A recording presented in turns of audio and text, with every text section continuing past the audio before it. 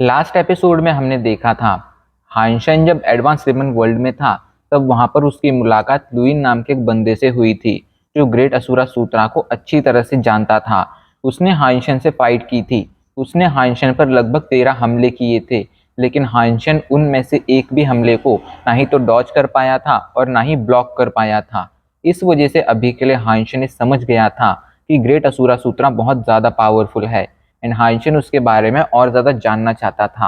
इसलिए हाइंशन अब advance daemon world से टेलीपोर्ट होकर रोका प्लेनेट आ जाता है। अब आगे हाइंशन अभी के लिए अपने कमरे में था एंड लगातार ग्रेट असुरा सूत्रा के बारे में जानने की कोशिश कर रहा था। वो जानना चाहता था कि ग्रेट असुरा सूत्रा में किस तरह की पावर है। ये जानने के लिए अभी के लिए वो उसी ग्रेट असुरा सूत्रा को देख रहा था जो उसे लूली ने भेजा हुआ था।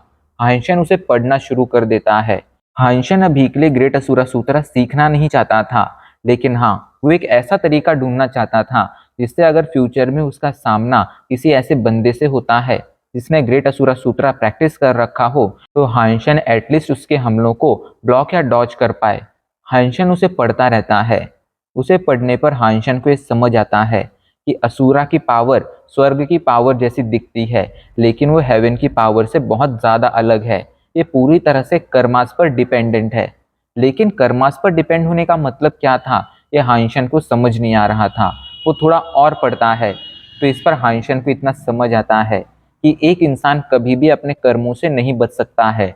वो कितना भी भागने की कोशिश कर ले, उसके कर्म उसके सामने आ ही जाते हैं एंड फिर वो उसे टैकल करते ही हैं, मतलब करते ही हैं। इसलिए जो ग्रेट असुरा सूत्रा की पावर आई थी वो भी कर्मास की पावर से आई थी। इस वजह से इसके हमलों को ना ही तो डॉज किया जा सकता था और ना ही ब्लॉक किया जा सकता था।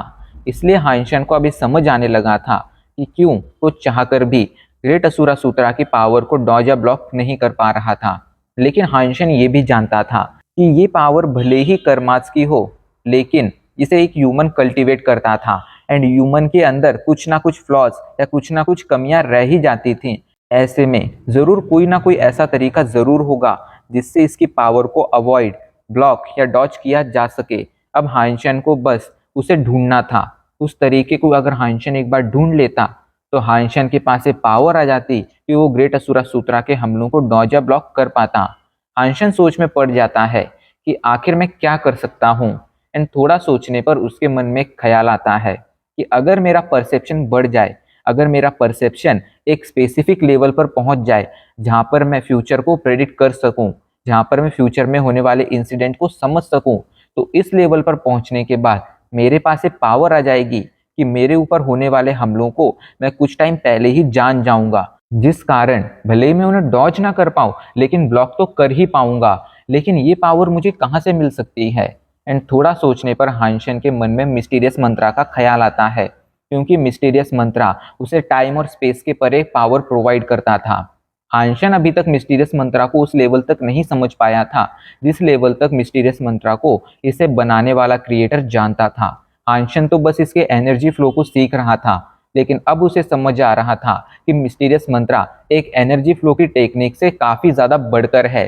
वो एक इंसान को ऐसी एक समझ प्रोवाइड करता है जो टाइम और स्पेस दोनों से परे होती थी। हाइंशन मिस्टीरियस मंत्रा को और ज़्यादा पढ़ता है एंड उसे और ज़्यादा पढ़ने पर हाइंशन को इतना समझ आता है कि जब उसने मिस्टीरियस मंत्रा से अपना पहला जीन लॉक अनलॉक किया था तब उसके पास 8 सेंस की पावर आ गई थी। एक नॉर्मल ह्यूमन के पास 6 सेंस होते हैं, लेकिन हाइंशन के पास टोटल 8 सेंस थे। अगर हाइंशन एक बार अपने इस 8 सेंस को मास्टर कर लेता तो फिर उसके पास ये पावर आ जाती कि वो फ्यूचर में होने वाले इंसिडेंट को काफ़ी हद तक प्रेडिक्ट कर पाता। एंड इसे सीखने के बाद हाइंशन मिस्टीरियस मंत्रा के उस लेवल पर पहुंच जाता जहां पर पहुंचने के बाद हाइंशन ग्रेट असुरा सूत्रा के हमलों को तक ब्लॉक कर सकता था। लेकिन इसके लिए हाइंशन को प्रैक्टिस की ज़रूरत थी। इसलिए ये सब समझने के बाद भी हाइंशन अब डिसाइड करता है कि वो जल्दी से वर्चुअल ट्रेनिंग कैंप में जाएगा एंड वहां जाकर अपने 8 सेंस की पावर को टेस्ट करेगा, उसे इम्प्रूव करेगा एंड उसे मास्टर करेगा। इधर अब सीन चेंज हो जाता है एंड हमें क्वीन जुआन को दिखाया जाता है जो अभी के लिए वर्चुअल ट्रेनिंग कैंप में फाइट कर रही थी। उसके हमले बहुत ज़्यादा खतरनाक थे। वो लगातार फाइट कर कर एक के बाद एक अपने सभी अपोनेंट्स को हराती जा रही थी। वो अभी के लिए एक अलग तरह की शॉट टेक्निक का यूज़ कर रही थी। उस शॉट टेक्निक की खासियत ये थी कि ये पूरी तरह से ऑफेंस पर डिपेंडेंट थी। इसमें डिफेंस का नामो निशान नहीं था। इतने सारे अपोनेंट्स को हराने के बाद अभी के लिए क्विंसवान बोर हो चुकी थी, क्योंकि उसे अभी तक कोई टक्कर का अपोनेंट मिला ही नहीं था। वो कई घंटों से लगातार फाइट कर रही थी, लेकिन इसके बावजूद उसे कोई पावरफुल अपोनेंट मिल ही नहीं रहा था। तभी वो देखती है कि यह सोल्जर ऑन वॉरशिप ऑनलाइन है एंड वो जल्दी से उसे मैसेज करती है, कोच क्या अभी आप मेरे साथ फाइट कर सकते हैं?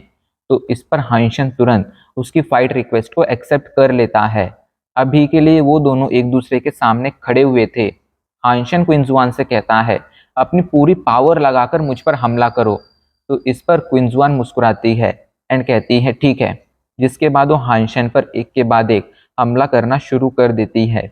वो हाइशन पर एक के बाद एक कई सारे हमले किए जा रही थी। उसके सभी के सभी हमले ऑफेंस से भरे हुए थे, जिन्हें प्रेडिक्ट करना किसी भी नॉर्मल ह्यूमन के लिए इम्पॉसिबल था। यहाँ तक कि उसने जब ये हमले कई सारे पावरफुल इवॉल्वर्स पर किए थे तब वो भी हार गए थे। उसके पास मौजूद ये टेक्निक एक बहुत ही एंशिएंट टेक्निक थी एंड बहुत ही ज़्यादा पावरफुल थी, लेकिन हाइशन इसके बावजूद एक के बाद एक उसके सभी हमलों को ब्लॉक करते जा रहा था। क्विंसवान उस पर हमला करना जारी रखती है। उसके हमले बहुत ज़्यादा पावरफुल थे, लेकिन हाइशन का परसेप्शन अभी के लिए बहुत ज़्यादा पावरफुल हो चुका था।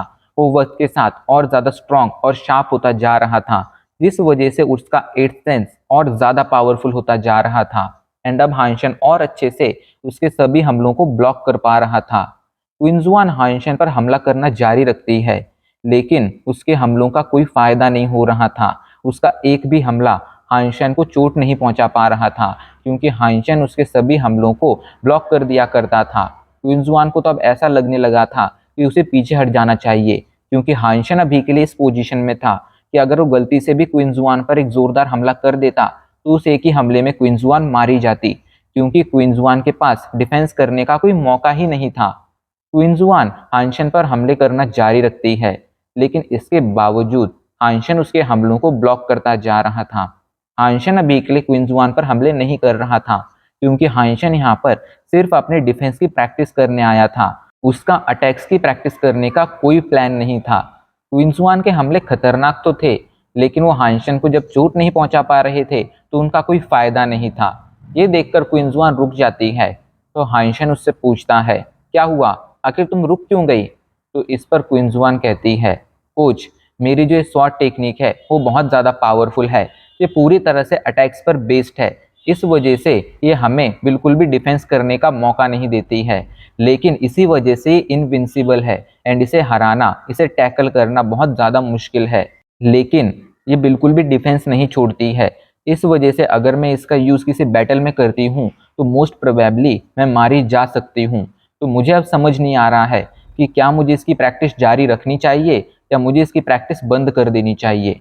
क्विंसवान ने अब तक जिनका भी सामना किया था उन पर वो हावी हो जाती थी एंड इस वजह से उसे एक पल के लिए भी ऐसा नहीं लगा था कि उसे इस टेक्निक को प्रैक्टिस करना छोड़ देना चाहिए।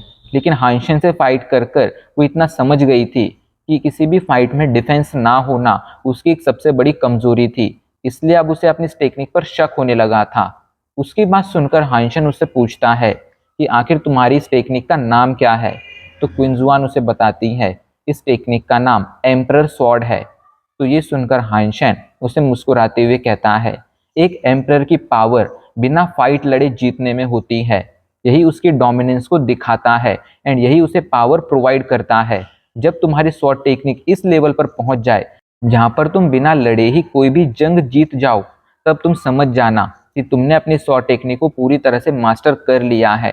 लेकिन अगर तुम उस लेवल पर नहीं पहुंच सकती हो तो अच्छा यही होगा कि तुम इस स्वॉर्ड टेक्निक को मत सीखो, क्योंकि ऐसा करने पर ये तुम्हारे लिए ही खतरा बन जाएगी। ये सुनकर अभी के लिए क्विंसवान सोच में पड़ गई थी।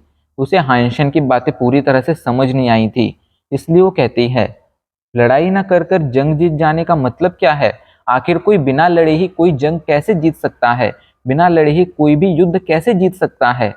तो इस पर हाइशन कहता है, ये पावर होती है डोमिनेंस की। कुछ लोगों की प्रेजेंस ही इतनी ज़्यादा पावरफुल होती है कि जब भी वो बैटल फील्ड में आते हैं तो उनके आने की वजह से ही दुश्मन अपने पैर पीछे खींच लेता है एंड वो फाइट करने की हिम्मत तक नहीं दिखाता है। एंड ये पावर एक एम्परर की होती है। जो उसे इतनी पावरफुल डोमिनेंस प्रोवाइड करती है जिसे कोई टैकल नहीं कर सकता है। तुम्हारी ये स्वॉर्ड टेक्निक पूरी तरह से अटैक पर बेस्ड है एंड इसका नाम भी एम्परर स्वॉर्ड है। मतलब इसका कॉन्सेप्ट पूरी तरह से एम्परर की डोमिनेंस पर टिका हुआ है, उससे ही रिलेटेड है। इसलिए मैंने तुम्हें इस तरह समझाया। अगर तुम्हें समझ नहीं आया है तो फिर जाओ और जाकर इसके बारे में और गहराई से सोचो। जब तक तुम्हें बात पूरी तरह से समझ नहीं आएगी तब तक तुम इस स्वॉर्ड टेक्निक को पूरी तरह से मास्टर नहीं कर पाओगी। एंड अगर तुम्हारे पास कोई डाउट हो, अगर तुम्हें फिर भी अपने मन में थोड़ा भी शक फील हो, तो फिर अच्छा यही होगा कि तुम इस स्वॉर्ड टेक्निक को प्रैक्टिस करना बंद कर दो। क्योंकि अगर तुम बंद नहीं करोगी तो इस स्वॉर्ड टेक्निक को प्रैक्टिस करने की वजह से तुम्हारी जान तक जा सकती है। ये सुनकर अभी के लिए क्वीन जुआन को पूरी तरह से कुछ समझ नहीं आया था। वो बहुत ज्यादा कंफ्यूजन में थी कि आखिर किस तरह कोई बंदा सिर्फ अपने डोमिनेंस से एक युद्ध जीत सकता है। ऐसा करना तो इम्पॉसिबल था, लेकिन अब कोच ने उसे वहां से जाने के लिए कह दिया था, तो इस वजह से अभी के लिए वो वहां से लौट आई थी। अब सीन चेंज हो जाता है एंड हमें क्वीन फैमिली के एक पेविलियन का सीन दिखाया जाता है, जहाँ पर दो लोग आपस में बातें कर रहे थे। एक बूढ़ा आदमी कहता है, बिना लड़े ही युद्ध जीत जाना ये दुनिया की सबसे बड़ी डोमिनेंस है, सबसे पावरफुल डोमिनेंस है। लेकिन एम्परर स्वॉर्ड को सीखना हद से ज़्यादा खतरनाक है। अगर इसे सीखने में तुम्हें कुछ हो गया तो मैं उस बंदे को छोड़ूंगा नहीं, क्योंकि उसकी वजह से मेरी पोती की जान खतरे में आ सकती है। तो इस पर क्वीन जुआन कहती है, ग्रेट ग्रैंडफादर, इस चीज़ का मेरे कोच से कुछ लेना देना नहीं है, ये सब मुझसे ही रिलेटेड है एंड मेरा ही सवाल है। तो इस पर उसके ग्रेट ग्रैंडफादर कहते हैं, तुम्हारे कोच ने तुम्हें हर चीज़ अच्छे से समझाई है, ये बात मैं जानता हूँ, लेकिन हाँ, इसी वजह से उसका इस मैटर में इन्वॉल्वमेंट है। अगर तुम्हें फ्यूचर में कुछ हो जाता है तो इसकी जिम्मेदारी कौन लेगा? तुम्हारे कोच को इसकी जिम्मेदारी लेनी होगी। खैर, अभी के लिए मेरी बात सुनो। जब भी तुम अपने कोच से दोबारा से फाइट करने जाओ तो फिर मुझे भी इनवाइट कर लेना। उस टाइम पे मैं एज ए स्पेक्टर उस फाइट को ज्वाइन करूंगा एंड देखूंगा कि तुम्हारा ये कोच कौन है एंड कितना ज़्यादा पावरफुल है। तो इस पर क्वीन जुआन को ना चाहते हुए भी अपना सिर हिलाना पड़ता है। वो नहीं चाहती थी कि उसके ग्रेट ग्रैंडफादर उसके कोच से मिलें, लेकिन उसे ऐसा करना ही पड़ता है क्योंकि वो अपने ग्रेट ग्रैंडफादर के अगेंस्ट नहीं जा सकती थी। अगले दिन क्वीन जुआन अभी के लिए वर्चुअल ट्रेनिंग कैंप में थी, जहाँ पर उसकी मुलाकात हानशन से होती है एंड वो कहती है, कोच, मैंने डिसाइड कर लिया है कि मैं एम्परर स्वॉर्ड टेक्निक को प्रैक्टिस ज़रूर करूँगी। तो इस पर हानशन बस अपना सिर हिलाता है, पर तभी वो देखता है कि स्पेक्टर में एक बंदा मौजूद है जो उसे ही घूरे जा रहा है। हानशन पूछता है, आखिर इंसान कौन है? तो इस पर क्वीन जुआन कहती है, कोच, वो मेरे दोस्त हैं एंड वो अभी के लिए आपसे फाइट करना चाहते हैं, क्या आप उनसे फाइट करेंगे? तो इस पर हानशन को कोई प्रॉब्लम दिखाई नहीं पड़ती है एंड वो कहता है, ठीक है, हम फाइट कर सकते हैं। यही सोचकर हानशन जल्दी से जाकर उस बंदे की आईडी चेक करता है, क्योंकि फाइट करने के लिए उसे उस बंदे को अपनी फ्रेंड लिस्ट में ऐड करना पड़ता। पर जब हानशन उसकी आईडी चेक करता है तो थोड़ा शॉक हो जाता है, क्योंकि उसकी आईडी का नाम था the ruler of the emperors harem. आखिर ऐसा नाम कौन रखता था? ये बहुत ही अजीब नाम था एंड उसने ये नाम क्यों रखा था ये हानशन को समझ नहीं आ रहा था। लेकिन इससे कोई फर्क भी नहीं पड़ता था, क्योंकि हानशन को तो बस उससे फाइट करनी थी। हानशन जल्दी से उसे फाइट की रिक्वेस्ट भेज देता है। वो बंदा फाइट की रिक्वेस्ट एक्सेप्ट कर लेता है एंड अभी के लिए वो हानशन के सामने खड़ा हुआ था। वो हानशन के सामने हाथ जोड़कर कहता है, प्लीज़ मुझे फाइट में गाइड करना। इधर तभी अचानक से क्वीन जुआन को थोड़ा अजीब फील होता है एंड वो देखती है कि अभी के लिए वर्चुअल ट्रेनिंग कैंप से बाहर आ चुकी है। उसे समझ नहीं आता है कि आखिर ये क्या हो रहा है, पर तभी वो देखती है कि उसके ग्रेट ग्रैंडफादर ने उसे फाइटिंग रूम से बाहर निकाल दिया है। उन्होंने अभी के लिए स्पेक्टर्स को ब्लॉक कर रखा है, जिस वजह से क्वीन जुआन चाहकर भी उस फाइट को नहीं देख सकती थी। इस वजह से उसे बहुत ज़्यादा गुस्सा आ रहा था, लेकिन वो कुछ कर भी नहीं सकती थी। एंड हाँ, एपिसोड एंड होने से पहले मैं तुम्हें बताना चाहता हूँ कि अभी के लिए क्वीन जुआन ये नहीं जानती है कि यह सोल्जर ऑन वॉरशिप असल में हानशन है। उसे तो ऐसा लगता है कि वो कोई एक एक्सपीरियंस्ड वेटरन है, इस वजह से वो उसकी इतनी ज़्यादा रिस्पेक्ट करती है। लेकिन हाँ, हानशन ने ज़रूर जानता है कि कॉन्क्यूबाइन असल में क्वीन जुआन है। तो अभी के लिए बिल्कुल मत समझना कि क्वीन जुआन जानती है कि उसका कोच हानशन है, असल में उस बात से पूरी तरह से अनजान है। एंड हाँ, आज इसी के साथ हमारा एपिसोड यहीं पर ख़त्म हो जाता है।